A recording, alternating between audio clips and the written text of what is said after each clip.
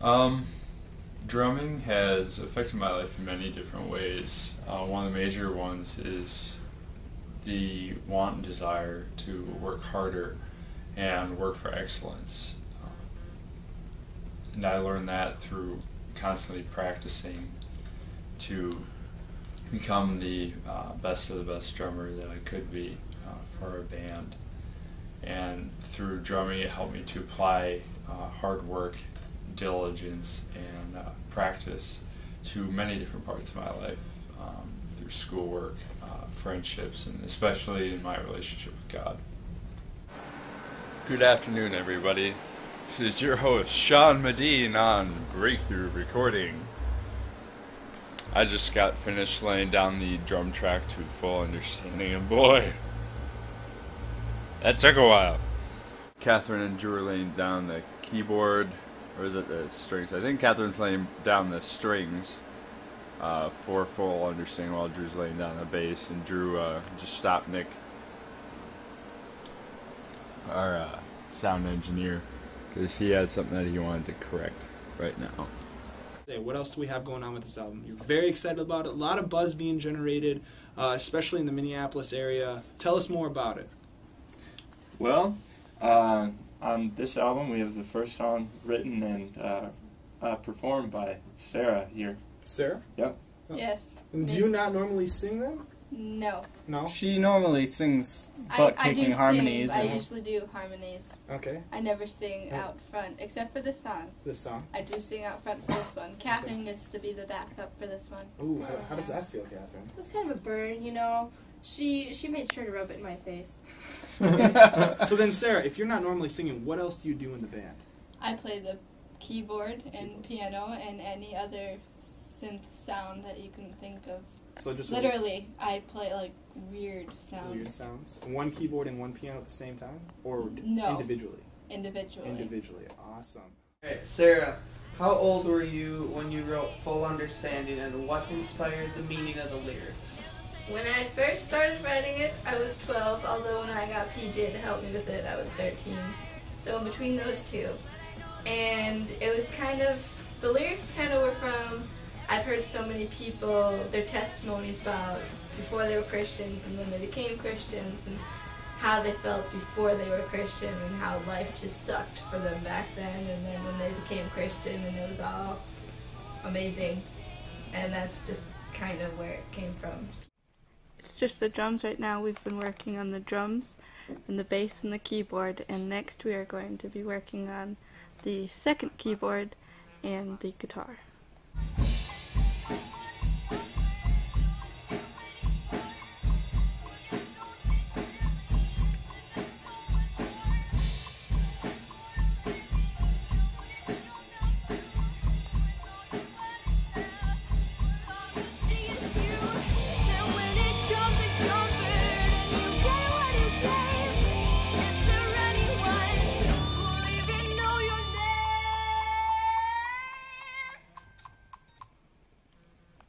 What do you think about Breakthrough?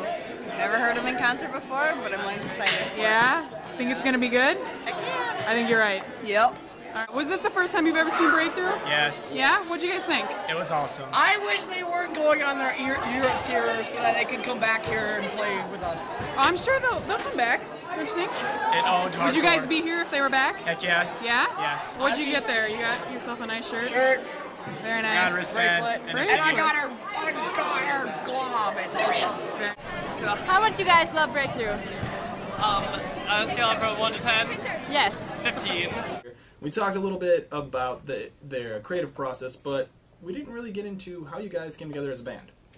Well, I'll take that one. Sort of, I guess, how we came together as a band. Obviously, we're all born into the same household. Yeah. And as the years progressed and one after another we were forced into piano lessons, we came out of it with, I guess, a bit more musical creativity, and eventually my dad one day just randomly brought home a keyboard and drum set, and so we took turns trying to figure out who was going to be good at drums. Turned out that was going to be PJ. And then I had sort of stuck with piano lessons, so naturally I moved to keyboard, and then all of us sang. And at that point, we were all really young, so we had really high voices. And then one day, Dad brought home a bass, and he was like, Drew, you're switching to bass. So then PJ switched to piano, and Sean filled in on drums. And then we got a Fender Stratocaster, and then PJ somehow managed to get to the Strat before I could. So he switched to guitar, which meant that piano had to be covered by Catherine. And then sort of as we added more instruments, each of us kept switching. Family members until, just stepped in and took over. Yep. That's great. Okay, so Breakthrough. Now, why the name Breakthrough? I remember for the longest time we were just kind of going off the name the Medine siblings, and then realized that really wouldn't go anywhere. Sounded too homeschooled. Yeah, and it was, yeah. And we wanted something that would really stick out and something that would say kind of the mission behind the band. So we went with Breakthrough because we felt like that's what best described us and what we wanted to do. Wanted to make a big difference, wanted to make a big change like no one's ever done before. So, Awesome. Breakthrough. Awesome. And talk about Switzerland. What were the things that you learned there? That a lot of people don't like it when you speak English. No, just kidding. That's in France. That American rock music is huge over there, way bigger than it is in the U.S. Okay. Yeah, that was the big thing I learned. Like, holy smokes. We had a show that we planned out a week ahead of time, and when we finally got there, there were a bazillion people, and that never happens in the U.S. if you plan a show out a week ahead of time. So you could almost say that rock music really doesn't happen over in Switzerland and France and stuff like that. Not unless it's from the 80s. Unless from the 80s. Drew, can you elaborate a little bit more? Well, it does take usually more than a week in advance to plan these things. They don't like it unless it's really like 6 to 8 months in advance. But somehow, all of our tours over there ended up getting pieced together like last minute in unimaginable ways. Any funny stories while on tour? Drew, you want to talk about the hugging story? Yeah, there was a whole show, and it actually led to more shows later in the year. That was started just by a simple hug, an act of humility from your radio host, David Hoffman. It was a strange situation, I'll admit. I mean, what even happened? Was it an argument? All I know is that 1 minute we're fighting and the next minute we're hugging for some reason, and then some lady thought you were having a panic attack. Yeah, I don't know. You had like insulted my mother or something like that. I'm pretty sure I didn't do that. I know. I'm just giving you a hard time. We were fighting about something stupid, and then you were like, "Let's hug it out, Drew. Let's hug it out," but in a radio announcer voice, and then you started hugging me, and I wasn't being responsive, and then a lady walked up out of nowhere, and she was like, "Are you okay?" And she thought that I had, like, lung failure or something, and one thing led to another in our discussion. I mean, we noticed she was speaking English, and Which was a surprise. It was a pleasant surprise. And then, you know, one thing led to another. She started talking to us about a church she went to, gave us all of the contact information for the people we would need to get a hold of. And we never saw her again, and no one in the church knew who she was. But we will always remember that mysterious lady Dawn. at that train station.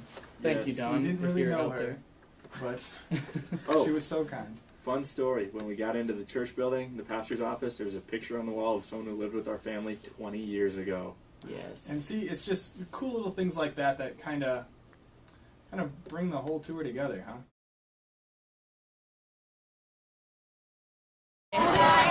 This is Breakthrough Plus, playing against the adults and Kyle. You can't see, Kyle is really, really tall. Do you know like what type of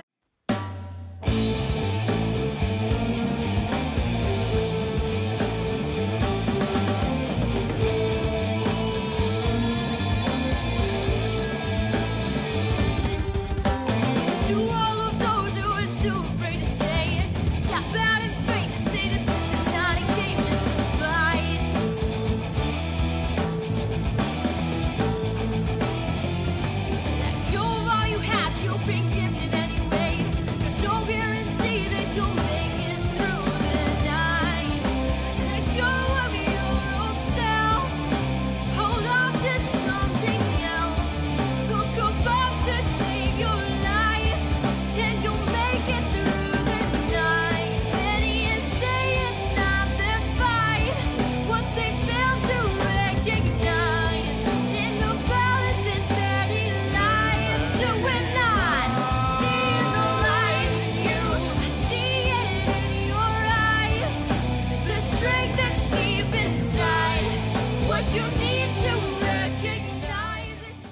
stink at sports, which is why we're musicians. Remember that.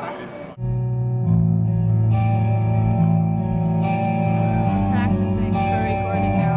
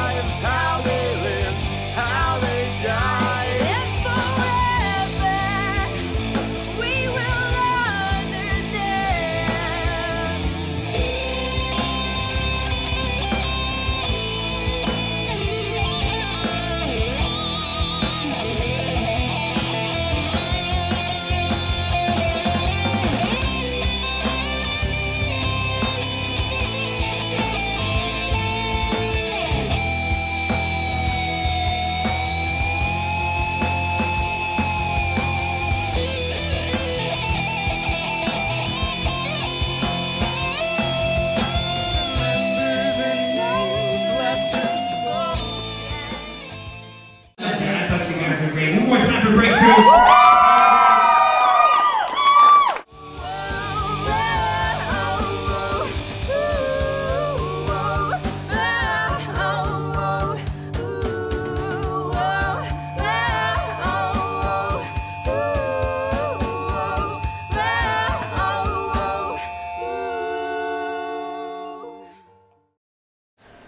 Look at that ponytail. Look at the ponytail. Like a squirrel.